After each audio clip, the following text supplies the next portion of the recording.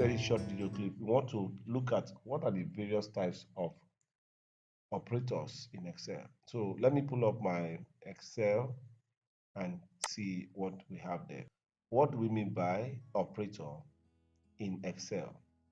So when we say operator in Excel, because Excel is a program that deals with a lot of calculation, all right, you must have a little bit of arithmetic knowledge for you to actually do well in Excel. So when we say operator, what do we actually mean? Now you see what we have here.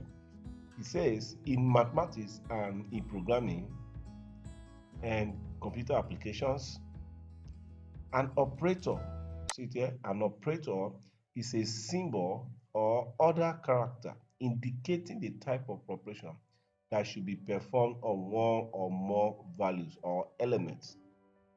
The symbol that we indicate, the symbol that tells the program that this is the type of operation that should be carried out on this value or on this element. That symbol is what we call operator. And there are different types of operator. We have the one called arithmetic operator, comparison operator, concatenation operator, and logical operator. Even reference operator is there. So we'll be looking at these ones one after the other. So let's quickly look at arithmetic operator just to wrap up what we've done before. So I'm going to my next sheet here. Now from your screen here, you can see that when we say arithmetic operator, we're talking about those operators that perform mathematical calculations, mathematical operations on values, on elements. For instance, here we have this symbol. This symbol here, this one is called the plus sign. It is used for addition.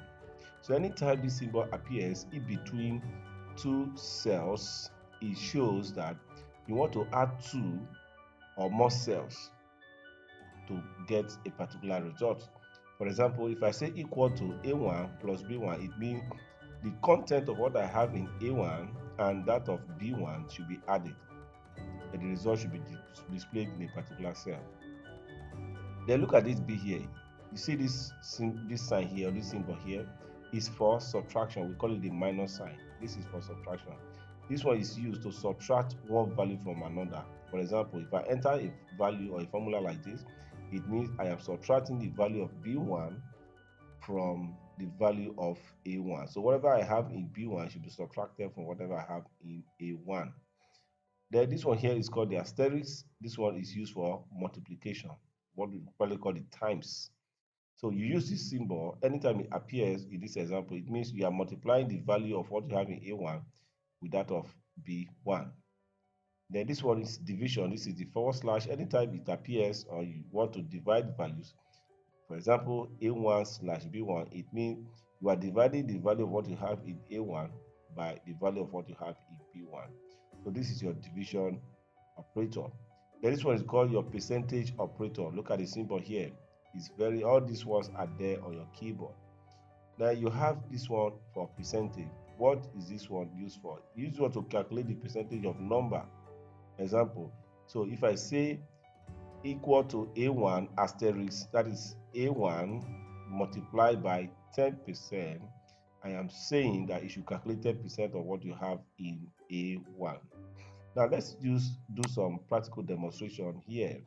Now this is a list of 4 students in a particular class, and these 4 students are taking these 4 subjects here: English, mathematics, ICT, and civic. So let us apply some of these arithmetic operations to get our result. So let's say in English here, let me quickly enter some random numbers using a particular function. Just watch the screen. Function I'm going to use here. Sorry. So I'm going to use this function equal to round between open brackets. So let's say the lowest score I want here is, let's say, 40. I'm following the syntax here. You can see this is the bottom. You can see command there. The bottom number is the smallest number I want, and the top is the highest number I want. So let's say 90. And close the bracket. So immediately you do this, see here, and you press enter on your keyboard, it gives you a value. So I'm going to drag this one down using this finger handle to the rest, and also drag it this way. So I'm just creating random numbers. So assuming these are the scores for each of the students in each of these subjects. So how do I now calculate the total here? What is now the total value for Tari in this first subject? So normally when you hold your calculator, we say 70 plus 73 plus this. You add all this number and you get it. But Excel is much more than calculator. So you don't need all those ones. So I can use a shortcut and say Alt equal to here. I hit enter on the keyboard, it gives me my answer. Right? Or I can come this way, say Alt equal, it gives me the answer also. I come this way also, Alt equal to, it gives me the answer also. You can see the formula that gives me this one here equal to K9. K9 is this one. This is column K, row 9. That's where you have this 74. So 74 is the cell reference K9. And that's what you are seeing in the formula here. So this column you see in between here is called range operator. That's a range operator.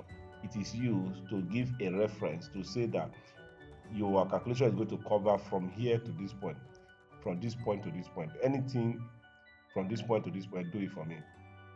So that is what this formula has done. It has taken the value of 74 down to this 65, added it, and this is the result. So the same thing is repeated here. Now if you check, if you click each of these ones here, and notice that here, if I click here, you see the only thing that is changing here is the cell reference. This name here, sum, remains there. So this type of cell we said the other time means cell, it means absolute, it means it means relative cell. This is the relative cell because the cell address or reference is changing. All right. If you come to this place, the same thing. This is now the addition of this one. So it means in English, this is the addition of English, this is the addition of mathematics, ICT, and this. All right. So this is how you can do that calculation quickly. Now, how do you calculate the total? We've done that already, so you're already familiar with that. What about average? How do we calculate average? Average of what? Average of what are we calculating? So let's calculate the average of this total here.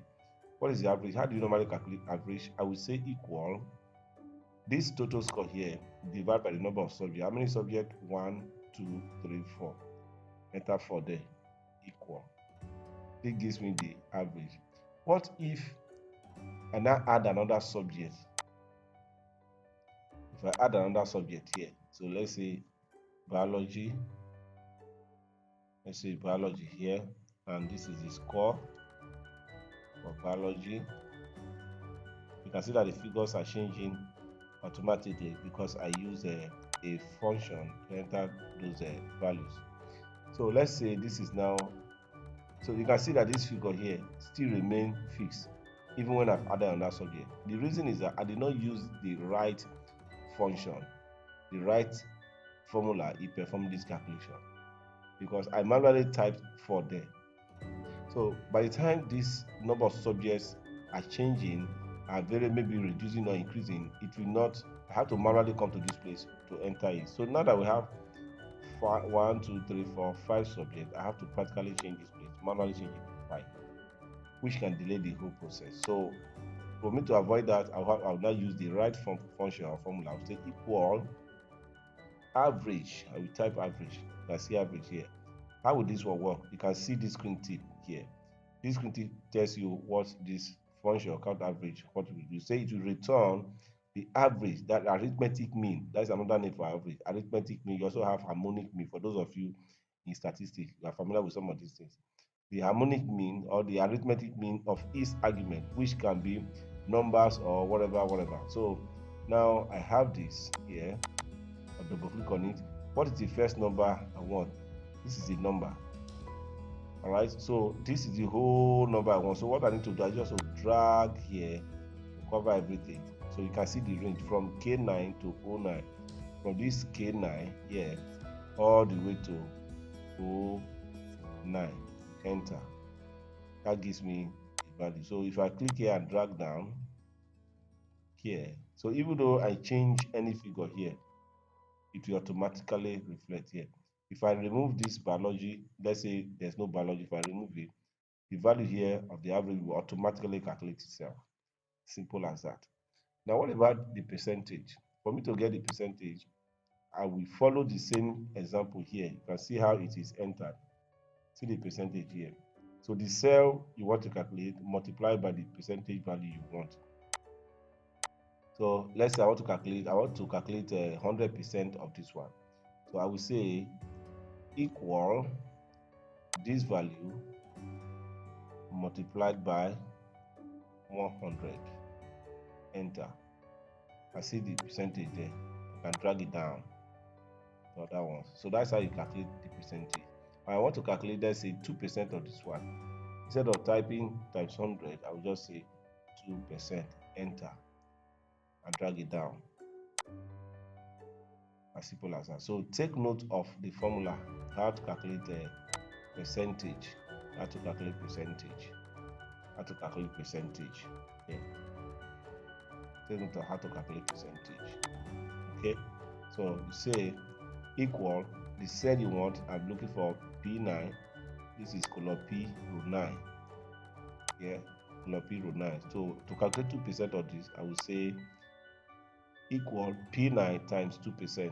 That gives me this value here. As simple as that.